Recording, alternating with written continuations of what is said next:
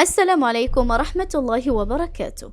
قارنوا بين ثروة الفنان عادل إمام والنجم المصري محمد صلاح، فكانت النتيجة صادمة، نقطة في بحر. قبل بداية الفيديو لا تنسوا الصلاة على النبي ولا تنسوا ذكر الله عز وجل.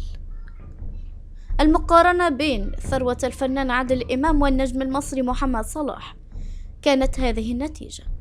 يثير فضول الجمهور معرفة ثروة النجم المصري محمد صلاح جناح نادي ليفربول الإنجليزي ومقارنتها بثروة الفنان عادل إمام. من هنا كشفت تقارير بريطانية أن ثروة لاعب كرة القدم المصري محمد صلاح نجم ليفربول تبلغ الآن 90 مليون دولار أمريكي، أي ما يعادل 66.9% مليون جنيه استرليني. من هنا نجح نجم الكرة المصري محمد صلاح في اقتناص الأجر الذي أراده من فريقه ليفربول، الذي يبلغ 400 ألف جنيه استرليني في الأسبوع، وهو الأجر الأعلى في البريمير ليج.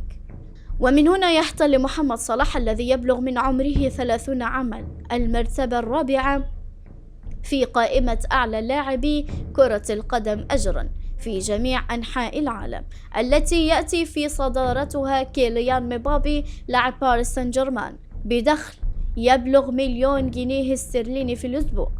أما ثروة الفنان عادل إمام فتبلغ نحو 100 مليون دولار بما يفوق 1.5 مليار جنيه مصري تقريبا، وفقا لموقع وارتش المتخصص في تقدير ثروات المشاهير في العالم.